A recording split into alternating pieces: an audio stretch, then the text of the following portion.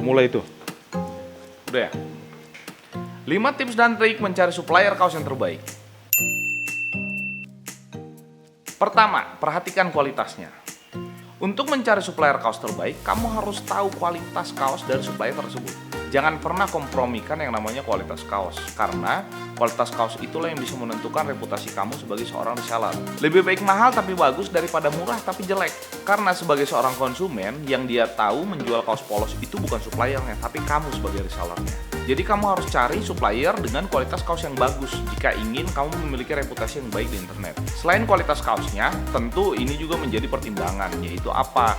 Apakah dia menerima sablon atau tidak? Karena jika kamu menerima sablon, itu akan menjadi nilai lebih untuk usaha kamu. Karena dari pengalaman saya berjualan kaos polos, banyak konsumen yang bertanya kepada saya apakah saya menerima sablon atau tidak. Salah satu keunggulan yang bisa saya ambil adalah saya menerima sablon satuan dan sablon dengan jumlah besar. Karena tidak banyak supplier kaos yang menerima sablon satuan dengan harga yang bersaing.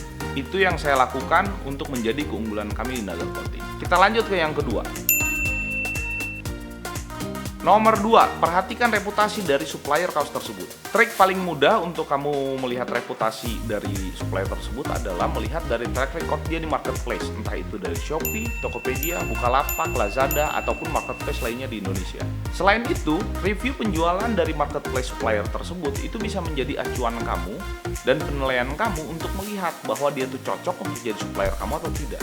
Itu adalah cara kamu untuk melihat reputasi supplier tersebut secara digital. Hal paling ampuh lainnya yang bisa kamu lakukan adalah kamu langsung datang ke tempatnya. Setelah kamu datang ke tokonya, gampang. Kamu udah bisa dengan puas untuk melihat reputasinya sesuai dengan deskripsi yang ada di marketplace atau tidak. Yang ketiga, konsistensi dari supplier. Sebelum kita masuk ke poin yang ketiga, jangan lupa untuk tekan subscribe-nya ya guys.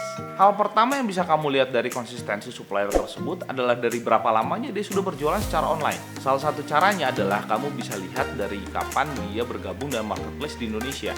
Selain itu, kamu bisa lihat dari jumlah stoknya. Jumlah stok salah satu cara yang paling ampuh untuk kamu lihat adalah kamu datang langsung ke tokonya dan melihat gudangnya seperti apa. Kalau stoknya makin banyak, artinya supplier tersebut makin dapat dipercaya. Karena kecil kemungkinannya di saat kamu order ke supplier tersebut, stok kaos polosnya habis. Yaitu karena stok kaos polosnya banyak. Selain dari stok kaos polosnya yang banyak, konsistensi dari supplier tersebut juga bisa dilihat dari jumlah variasi produknya.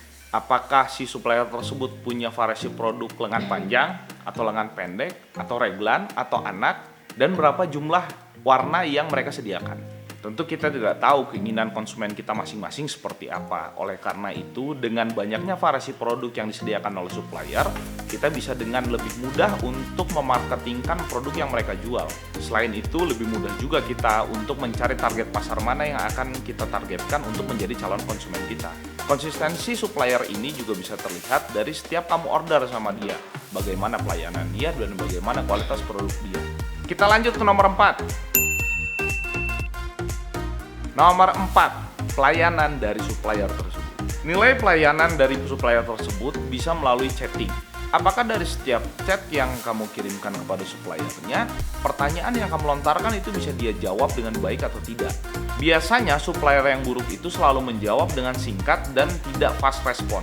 Sedangkan supplier kaos yang baik biasanya menjawab setiap pertanyaan kamu dengan sangat detail. Lagi-lagi, selain daripada chatting, kamu wajib untuk datang ke tempatnya untuk bisa ngobrol langsung, entah dengan adminnya, entah dengan CS-nya, atau langsung dengan ownernya. Dari situ kamu bisa nilai bagaimana sikap supplier tersebut menghadapi konsumennya secara langsung. Selain itu, kamu juga bisa menilai bagaimana sikap dari supplier ini dalam menerima kritik dan komplain. Tentulah hal ini dapat kamu lihat jika kamu sudah pernah order kepada supplier tersebut. Yang terakhir, yaitu yang kelima, tentang after sales service. Gimana sih sikap dia setelah kamu order? Apakah sistemnya jual putus di saat kamu udah order, udah aja gitu aja ditinggalin? Atau malah dia bisa membantu kamu di saat kamu mendapatkan kesulitan setelah kamu order? Salah satu contohnya seperti retur barang. Nggak mungkin dong setiap barang yang dia produksi itu akan selalu 100% sempurna dan tidak ada cacat. Kalau bagus masih oke, tapi kalau cacat, dia mau ganti apa enggak? Tentu kamu sudah tahu dong supplier yang baik itu bagaimana. Garansi retur itu akan menjadi sangat penting jika kamu ingin bekerja sama dengan supplier ini dalam jangka waktu yang cukup lama. Apalagi kalau kamu adalah orang yang selalu mengutamakan kualitas kepada konsumen. kamu wajib memperhatikan poin terakhir ini. Oke, itu aja 5 tips dan trik dari saya untuk kamu yang ingin mencari supplier kaos. Jika kamu lakukan tips dan trik yang saya sebutkan tadi, saya percaya kamu akan mendapatkan supplier kaos terbaik. Oke, gitu aja konten dari kita untuk kali ini. 5 tips dan trik mencari supplier kaos terbaik. Semoga video ini bisa bermanfaat buat kamu. Dan jangan lupa untuk tekan like, komen, dan subscribe. Juga share kepada teman-teman yang lain. Mudah-mudahan video ini bisa bermanfaat buat kita semua. Kita ketemu lagi di video selanjutnya.